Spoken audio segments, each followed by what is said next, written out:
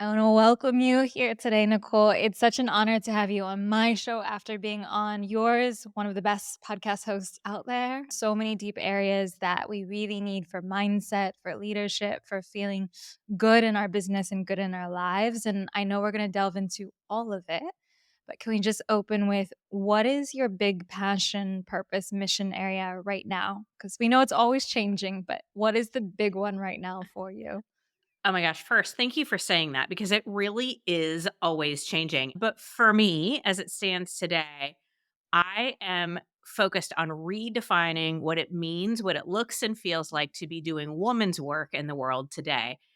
And the definition, the new definition is whatever feels true, right, real, and authentic for you. You are the decider.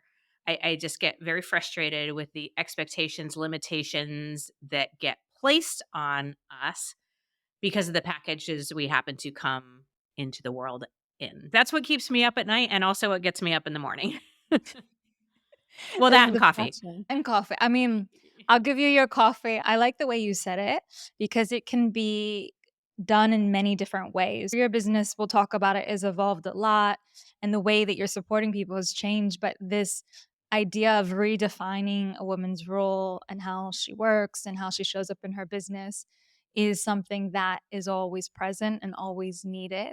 Can you share Yeah. kind of a little bit of how that popped up in your own journey? Like, what were some of the expectations you came up against? Some of the stuff that you had to redefine? I know that you were in corporate for 14 years or something like that, so I'm sure there was a lot that you were going up against. Yeah. So I spent 15 years in 15. the finance industry, which, if you know, is incredibly male dominated still to this day. And I made my way up the ranks. And from the outside looking in, I very much looked like the confident, successful, independent woman on the rise. And the reality is how it looked from the outside didn't match at all the way it felt on the inside. Felt like I was living for everybody else's opinions. I was people pleasing my face off. I was the epitome of a perfectionist. And there was a point in my journey where it became very apparent to me that I didn't know what confidence was, but I was certain I didn't have any of it. And it was just a very painful period of my life. And as is true for so many of us, often our pain or discomfort or discouragement is what leads us to our life's work. The work that I've done has shifted so much over so many years. I think my business looks very different today than it did even 2 years ago, let alone 10 years ago. And you've been in business for how long, just to confirm for everyone listening that Yeah. doesn't know? So I left my very lucrative position at a Fortune 100 finance firm in well, technically 2016 was when I started my business, January 1 of 2016. So, Mm. it was on a really, really good trajectory. And then 2020 hit and I lost 80% of my revenue in that year for a lot of reasons. COVID, of course, being the biggest one, but also because without, having a crystal ball, I had made the decision at the end of 2019 to finish out my two largest contracts, to give myself time and space to focus on building my speaking business. Building a speaking business in 2020 was just the worst, right? Like everything I had booked was canceled or rescheduled. And then it was navigating how to do that virtually. And I spent the entire year, you know, forget the personal challenges of having a kindergartner when all this was happening. It just turned my business completely upside down. So that was the first of many big pivots along the way. So I've been in business since 2016, but I still feel new in business today. I feel like that's always the case. It brings up a really good point, which is so we call this show the Her First 3 Years. The idea being your first 3 years are the most difficult, challenging, a lot of growth. But the reality is every time you pivot, your 3 years starts over again. And I have done a lot of pivoting. And I will tell you too, because the work that I do predominantly is coaching business owners and entrepreneurs and some high level executives. And what I have learned is the struggles don't go away. They are maybe different or magnified. So, as an example, I still hear business owners today and have said myself recently, I don't have the money for that. But what a 10-year business owner means is I don't have the $100,000 investment that takes. What a new business owner means is I don't have the dollars that it takes to do that thing. But we're always, struggling against the investments we want to make and the budgets we have. Right now, as a new business owner, it's probably a lot of having to do it all yourself. As an established business owner, it's hiring, firing, developing teams. You just replace one challenge with a different one. We don't wanna end on that discouraging. Okay, but Sorry. no, Hey, but I there are love the so many honesty. reasons.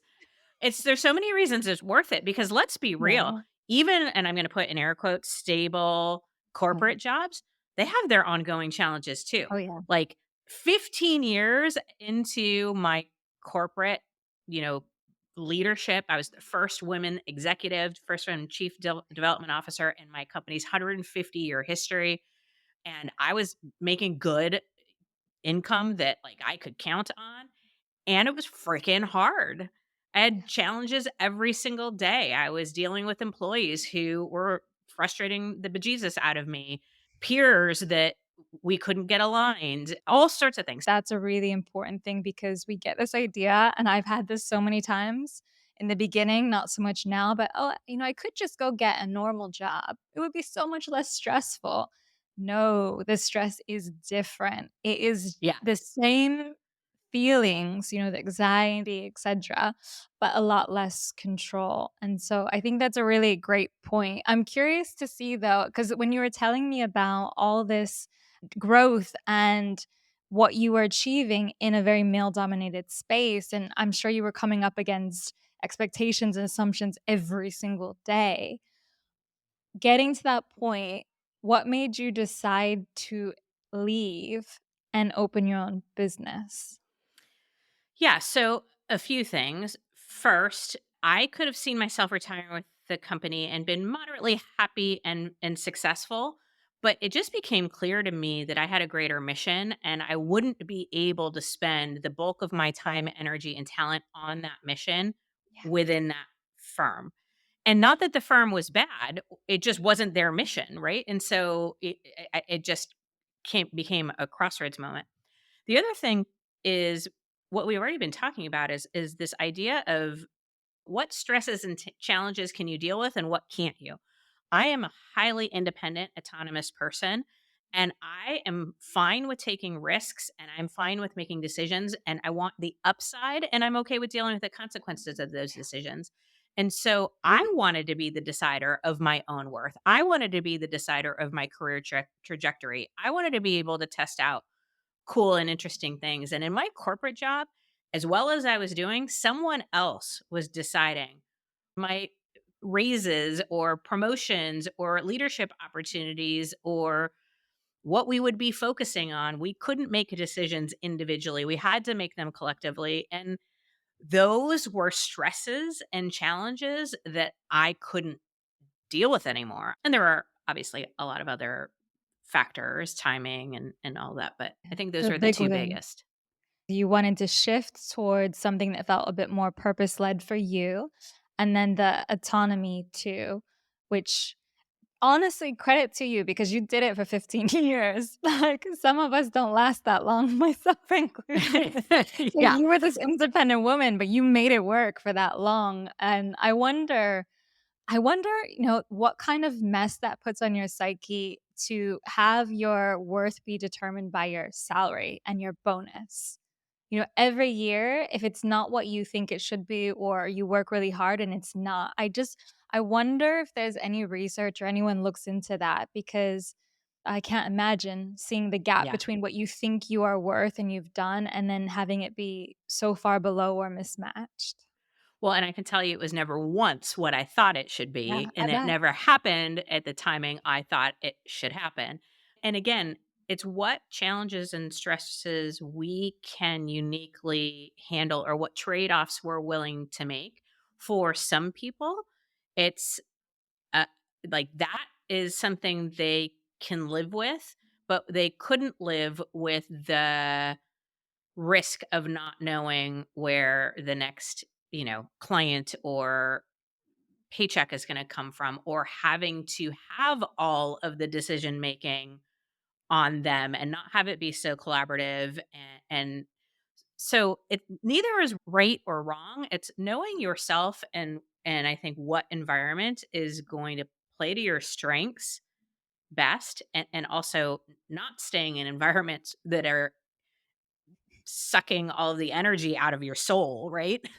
This is a good point. It's knowing what is for your personality, for what you enjoy, for where you see your life going, what makes sense. Because that's one of the big blocks I see for growth, for performance, for doing whatever is not being true or maybe not being aware of what those preferences are. What are some of the other big blocks you see that we put in our own way to moving forward, to finding more confidence in our work? I know this is a huge, really open question, but I think it's something that we obsess about, whether we're in corporate or we're running our own business. I think I can answer a little bit simpler than you might imagine.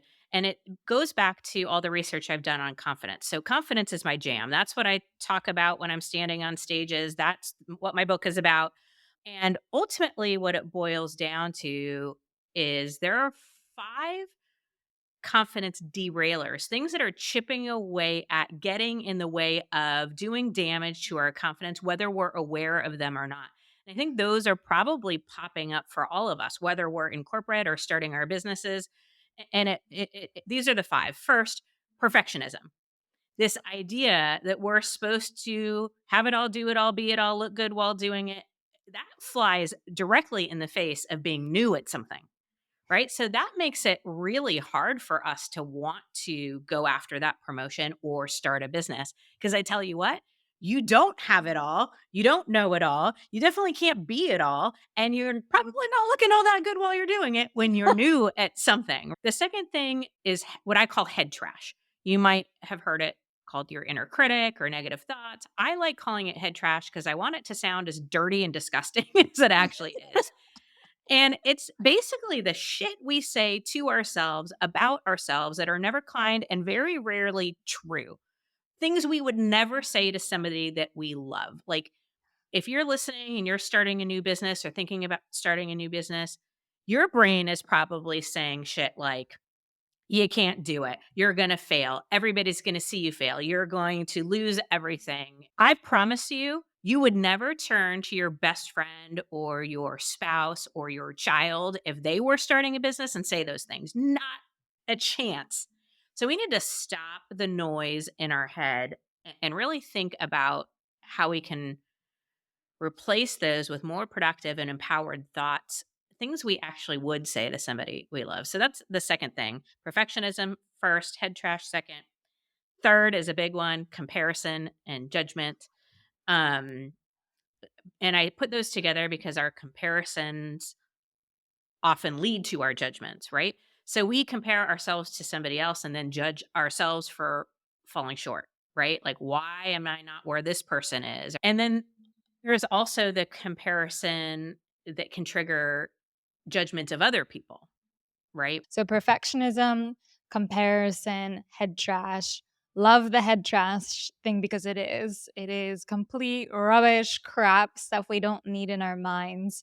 For the comparison aspect of it, how do we manage that? Because someone else said to me the other day how, as entrepreneurs specifically, we're really hungry people. We are always striving for more and doing more. If we fall short, which we often do because you never get it the first time, there's always someone else who has done it. Always proof and always showing their highlights that they did. So, what are some of the things that you found have been helpful for reframing your accomplishments or whatever it Yeah. is to help with that comparison? Because I know a lot of people stop their business even because that gets so overwhelming. Yeah. So, if I could figure out how to eliminate the comparison, the judgment that happens in all of our brains, I'd be a bazillionaire, right? So, I don't know the answer, but I have some things that work for me and, some of the other people that I work with. First, think about the two eyes. So, when you catch yourself comparing yourself to somebody else, you can choose to look at it as inspiration or insights. From an inspiration standpoint, it's like, well, if they can do it, so can I, right? That has me think a little bit bigger about what's possible. If we stop looking at it as what's wrong with me and start looking at it as, oh my gosh, look what's possible, that inspiration, I think that that takes some of the edge off. Now, that doesn't always work, but that's one way. The insights is okay, if I can't find the inspiration, it's really going to what is this comparison telling me, about what I value, about what I want and desire, and thinking of it as a little bit of a discovery. Okay, I am comparing myself to this person. What does that tell me? That tells me I want freedom. That tells me I want to make a huge impact. It's like going to curiosity. What is this telling me about what it is that I want or what's missing? And then how can I create that for myself? And it might not look like how that person has created it for themselves. So inspiration and insight. And then the third thing is for the love of God, we've got to stop fucking comparing ourselves to the brief little snippets of people's lives and the outcomes. We see the end result and we have the audacity to compare our beginnings to somebody else's ends, our behind the scenes to somebody else's highlight reels, our day to days to somebody else's best moments. I promise you, everybody has their challenges, everybody has their struggles, everybody has their dark days, everybody has their meltdowns. We just don't see that. And so we think because we're experiencing it, gosh, there must be something wrong with me. The women that I coach from the outside looking in look like they have it all together, and yet the conversations we have are the exact same that I have with brand new business owners or the exact same that I have with my friends. And the reality is perfectionism separates us from people. It creates distance in our relationships. And this is really important for entrepreneurs and people who are marketing and branding and selling. What people actually want is more authenticity, more real, more connection. And I know it seems counterintuitive, but as entrepreneurs and business owners, we are much better served if we stop with the whole polished, airbrushed, fake bullshit that is out there and start being real. Bring the messy parts and the good stuff all together because honestly, that's what attracts people. And I will tell you, it is working for me at a really high level. This stuck so much to me when you said we are distancing ourselves from others when we strive for perfection. That really just kind of hit and resonated because if you think about it that way, it's actually completely counter to your goal of growth in your business, in your life to be perfect. It actually Mhm. holds you back from what you want. I completely agree with that. It's huge. Let's just be real. It's so Yeah. exhausting. It's too much. We don't have the energy for it. That's why, like, oh, we'll talk about this in a little bit, but I wanna jump back to the last 2 areas that Yep. you really see inhibiting confidence when we're able to get over them or when we're able to focus on them. Yeah. So the fourth thing is overthinking. Now, let me be clear, thinking is not a problem. We should all be doing it. It's overthinking. And the problem is here is overthinking leads to inaction and inaction leads to regrets. Mm. Action is the number one confidence builder. We got to put one foot in front of the other towards what matters most. And imperfect, messy action is way better than no action at all. And then the fifth confidence derailer that I think really impedes us in business and in life is thinking that our confidence will come to us externally. And it typically looks something like this: when X happens, then I'll feel confident. So, as a new business owner, it might look like when I get a certain amount of clients, then I'll feel confident. When I make a certain level of income, then I'll feel confident. When I have a certain amount of followers or engagement, then I'll feel confident. But it does not work that way, because when we tie our confidence to something outside of ourselves, it's a moving target. And we become addicted to the thing. So, if you say, when I get 100,000 followers on Instagram, then I'll feel confident. Well, when you get 100,000 followers, then it's like, okay, well, when I get 200,000 or a million, and this is really hard being in business because I'm a recovering perfectionist and a recovering results junkie, but not having our confidence tied to the outcome, having our confidence be tied to the choices that we make and the actions that we take and the risks we're willing to and the dreams that we chase. I mean, that is a really hard shift because flies in the face of how many of us have been raised and socialized.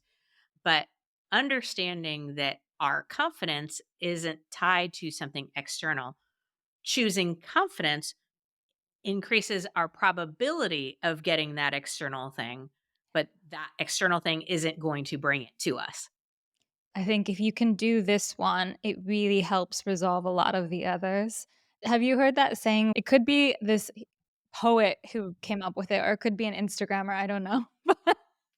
The saying stuck with me, which was like, "I hope that you get everything you thought you really needed and wanted so that you can see that that was not the problem."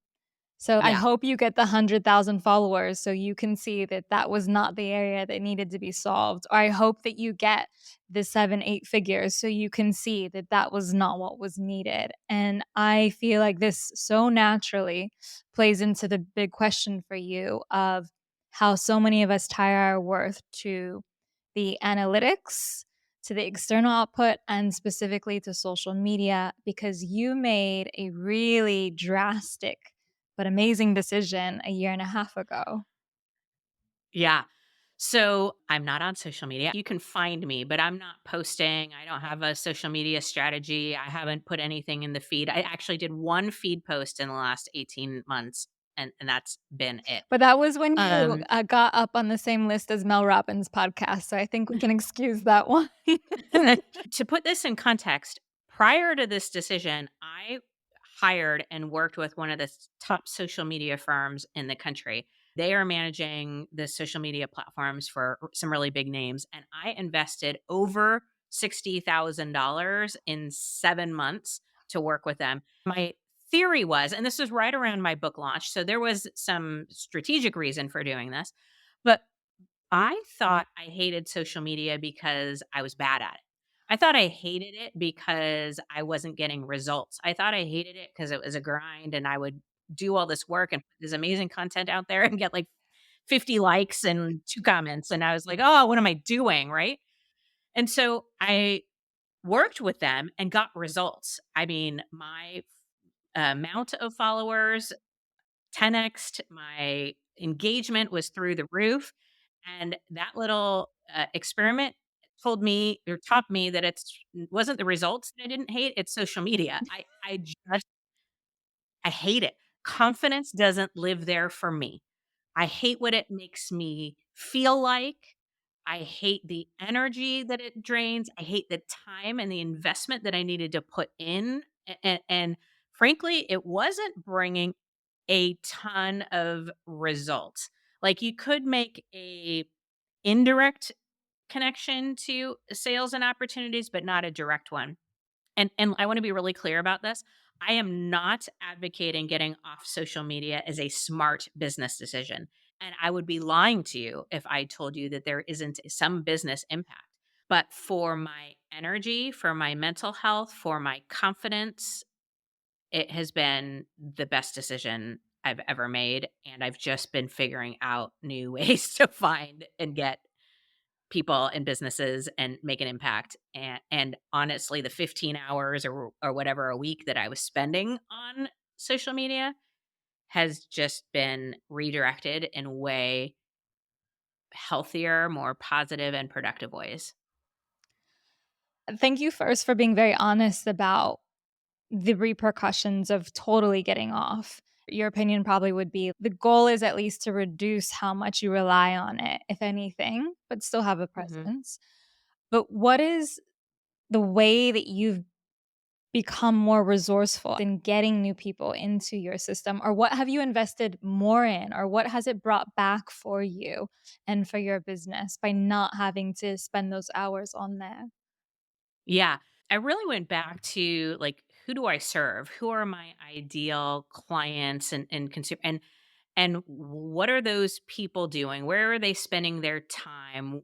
What are they looking for? And the reality is, a lot of my best clients are a lot like me. They were getting on social media because they felt they had to. They didn't like the way they felt while they were on it either. And so they were, often looking for other ways. For me, prioritizing things like this conversations with amazing women, with, I'm sure a few of your listeners are going to like what I have to say and they're going to find and follow me some way, not all of them, and that's okay. But I would much rather spend my time doing this because even if 0 people follow me, you and I just had to have a great or got to have a great conversation, and our relationship strengthened, and you were on my podcast, and I'm sure there will be some other way that we can collaborate in the future. And if I am looking for another amazing guest for my podcast, I might reach out to you. Like, there's so many great things that happen. And what I have learned is the people who love me the most are the people who are guests on my podcast or who get my weekly newsletter or hear me speak. And so I just put all of my energy into, and I wish I could go back and tell myself this 4 years ago. If I could take every penny, every minute, every ounce of energy that I spent on social media and redirect it to very specifically my email list, the community that I've built, and my podcast, I would do that in a heartbeat. I think this is a testament to everything you do in your shows, in your coaching, everything that you put out there. I get your emails, I see how you write, that you really put the energy into getting that answer first. So no one can argue you didn't try with social media. Like you really did. You saw the results, but it wasn't for you. And I think that this is a big thing that we have to be open to saying is that it can work for someone and just because it does, doesn't mean that it has to work for you. Mhm. Well, and to be fair, the one place I'm still on social media is on Instagram stories. I Ah. share funny memes with curse words and like that's my jam. So I have a I went from 110% to 10%. Yeah.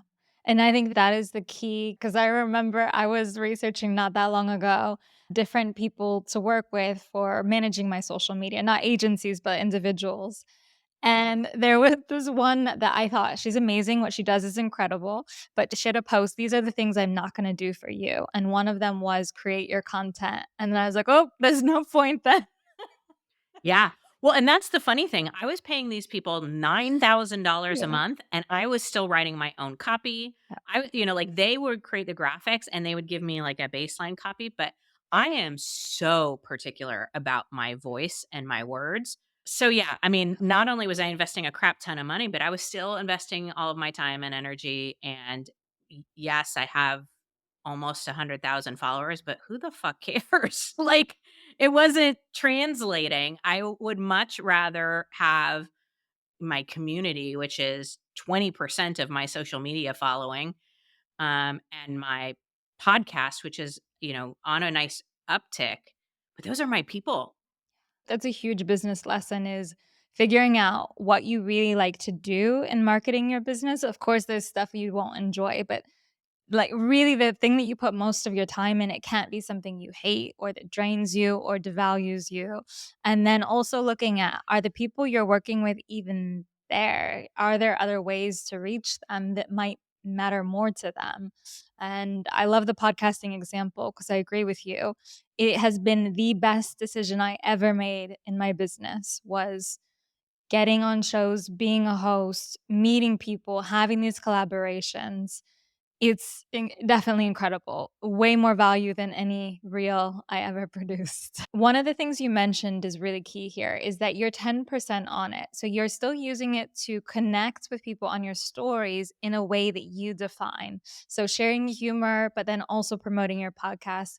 And I think when you can do that, when it's a tool for you to connect and promote something else that's a little bit more, you can control a little more, then it can be great. But a lot of people, myself included, have fallen into this idea that it is the only way to get clients and that it is the best way to get clients. And I don't think that those two things are necessarily true for everyone. I do know some people who've had great success using the social media, very specifically in a product based business, especially products that are not like huge price points.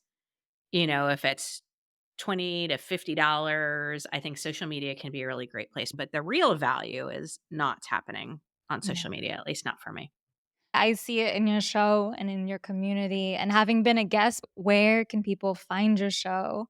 Where can they find you? And then how also can they work with you? Yeah, of course. So the podcast is called This Is Woman's Work, and you can find it wherever you listen to podcasts. And then I also have a 40 plus page confidence building workbook that goes through all of the 5 derailers that I mentioned, plus 5 confidence builders and tactics and tools that you can get for free if you go to my website, which is NicoleKalil.com. Honestly, right now, 60% of my time and energy is being spent on the podcast. But the other thing that I do is coaching. Will include links to connect with you, but also to really be inspired with the way that you're doing business, I think is definitely worth anyone who's intrigued by that, just to see someone who is approaching it very creatively, very connection forward, and focusing on the community. So, thank you so much for being a guest on this show.